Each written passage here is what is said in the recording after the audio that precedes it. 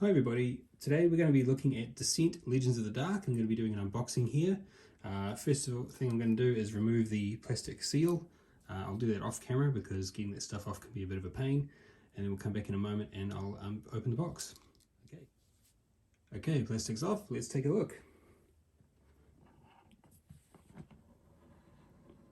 Well, first thing I'm noticing is this box is really thick and heavy card, so good quality there at least. And so nice spot UV finish on the cover there. That looks pretty cool. See if we can get his eyes to glow. Yeah. Okay. So first thing we see here is the Descent Legends of the Dark Learn to Play Guide. The lore guide. Assembly instructions for the 3D terrain.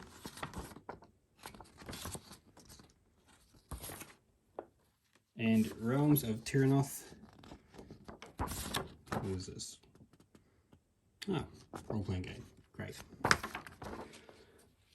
Okay, before we get into the minis, which I'm sure everyone's eager to see, I'm just going to have a quick flick through and have a look at some of the artwork in the manual.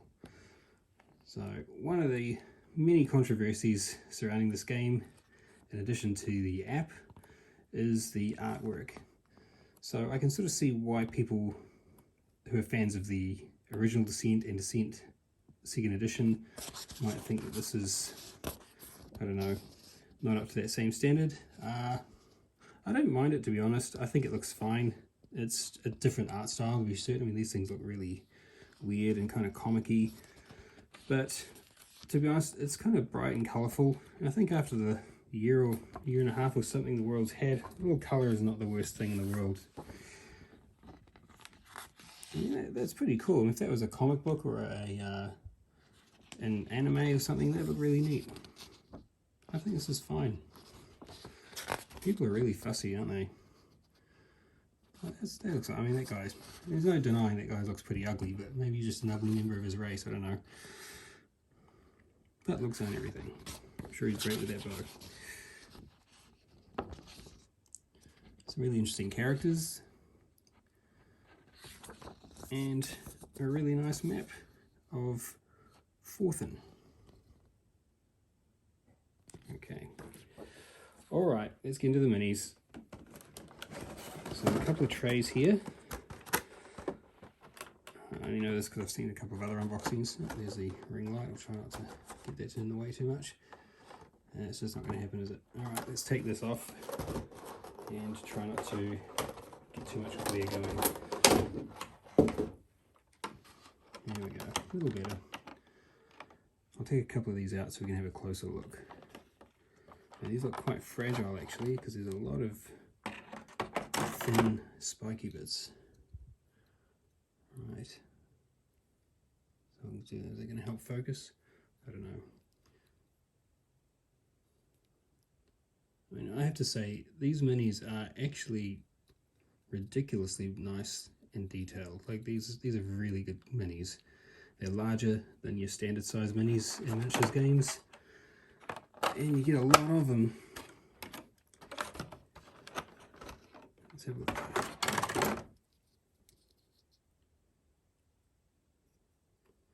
Now I know this area here is for a colored token, and I think that's supposed to denote either different ranks or different types of creature of using these same models. So that's pretty cool. There's a bit of diversity involved. I'll hopefully get that back in without causing it to break. Yeah, so I'm a bit nervous about taking too many of these minis out. I'll see if I can, just because I'm worried I'm going to break one on camera or something. They look really fragile. There's a lot of very thin and rigid pieces, and the plastic I could feel is that very hard plastic that's not very giving, not very bendy. So if I bend something the wrong way, I feel sure it's going to break off. I probably won't. It's probably stronger than it looks, but you know, I've only had this thing open about 45 seconds, so try and make it last longer than that. Okay, and this is our big mini that requires some basic assembly. base and his wings.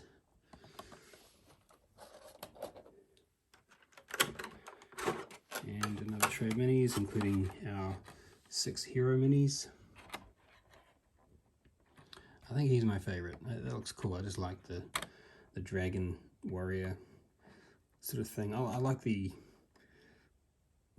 abnormal kind of characters. You know, the little cat guy and the dragon one. I think, you know, I'm sort of done to death with all the standard elf dwarf tropes. So it's kind of nice to see some different minis entering the fray here. Okay, these guys are cool with their giant shields. Some undead that actually look threatening for a change instead of laughable. Fantastic, yeah, just beautiful detail. I don't know if I'm going to paint these. I don't think my mega painting skills would be up to doing any of these justice at all. But maybe one day. Alright, and next up we have the very heavy and very thick and multiple punch board for all the dungeon tiles, terrain tiles and terrain pieces. Oh, sorry, that's a ring light again. I'll try not to get that in the shot. Okay, so yeah, some assembly required, but that was to be expected. And a mega sampling of Gamegenic sleeves for Descent. 8 sleeves, in fact. Barely enough to get the flavour. Rallying Cry, let's have a look. So we've got all the cards in here. I'm going to look at some of the art on some of these cards. I always like cards. Nice linen finish on these. So it looks like each of these is character specific. I really don't know too much about this game. I have deliberately tried not to engage in the internet community around this one, just because there seem to be a lot of, I don't know, a lot of extreme negativity around it. And for a little while I was sort of buying into it, but then I kind of sat back and thought, well, it is a different game. It's not 3rd edition of Descent. People need to get over that. It's not that. Yes, it is a heavily app-driven game, but I've had a look at the app and seen it used, and I think it looks fine. I think it's going to do some really interesting things that you simply wouldn't be able to do, or would be too cumbersome to do in a purely analog form. So yeah, and if it's not the game for you, if you don't like app-driven games, you're not going to like it. That's just a reality, and you probably didn't like, or may not have liked, the app in Descent or Imperial Assault or Mansions of Madness. I love Mansions of Madness as well. Another one that's app-driven that I really enjoy. So yeah, I think I'm fine. I'm alright with having that technology, digital versus meets analog sort of world. I'm fine with that. So these are the tokens that go underneath the minis, denoting different colours, ranks, power levels, or types, I suppose. To be honest, I'm not quite sure exactly what they're used for. Those are just my assumptions. Some dice, actually really nice dice. So you've got the attack and defense dice in there, and I don't know if they're really coming through, but they're kind of semi, sort of foggy, translucent. At least the orange ones and the blue ones are. I think they're all the same. And the dials, the clip the dials together. Sorry, it's kind of late at night when I'm doing this, so I'm not catching me at my best. So if I don't have anything very useful to say, I'll probably say nothing and leave you in moments of complete silence. Okay, so we've got Bryn, the Human Avenger. We have, looks like Vayrix, the Dragon Hybrid Outcast.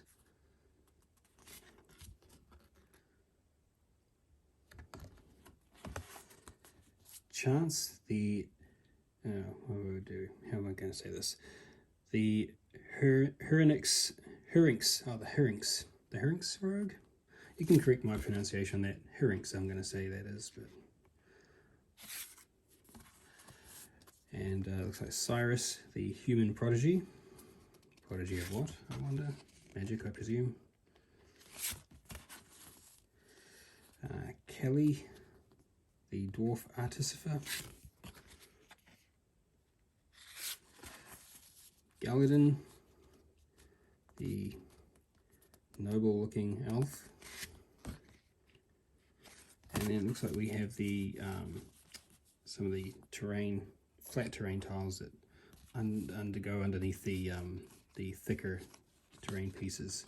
So you got the water and looks like swamplands, and then lava and sort of a dead forest or spiky pit. Actually, yeah, it's not a dead forest. It's just like a spike pit or something, spike trap.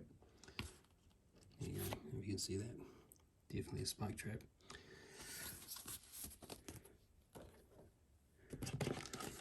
Okay, we've got some equipment cards here. Now, I don't know if any of these are spoilers. I presume they're not, but just in case they are, I'm not going to show every single one. I'm not going to dwell on them. Let's get a bit of basically a gist of the style of the artwork.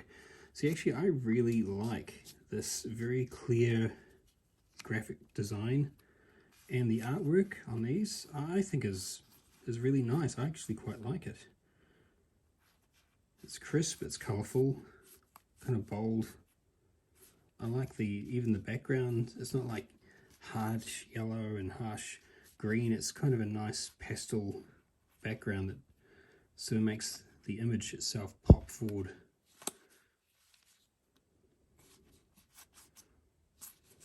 Yeah, becoming more of a fan as I look through these. Perhaps my opinion of the game will change once I start getting into it, and maybe the app is too intrusive, I don't know.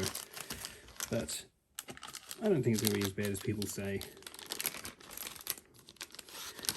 I know that the Fantasy Flight gameplay video did not go over well with a lot of people. I think that's simply them not giving it to professional reviewers. I am not a professional reviewer, by the way, and this is a copy I bought with my own money, so I did not get given this.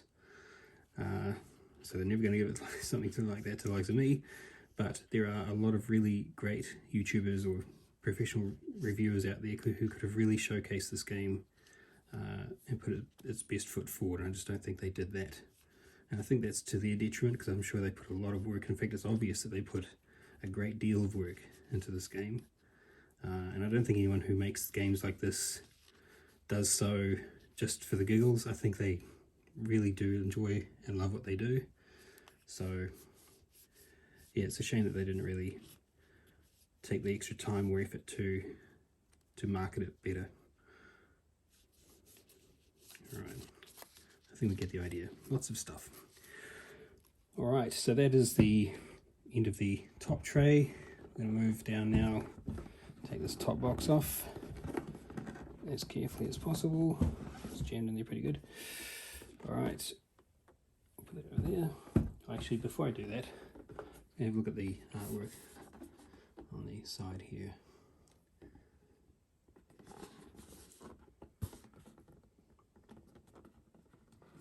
So again, quite nice artwork. Actually, a little bit reminds me of Diablo, some of the imagery here. And the underside, oh, that way. That's quite nice. I actually almost wish that was the colour of the box rather than the blue over there. Let's just compare the two side by side. Yeah, I mean, they both look really cool, really striking. But I do quite like this muddy brown. Looks quite cool. Okay. And finally, nothing too exciting to see there. That's simply the storage area for all the assembled terrain.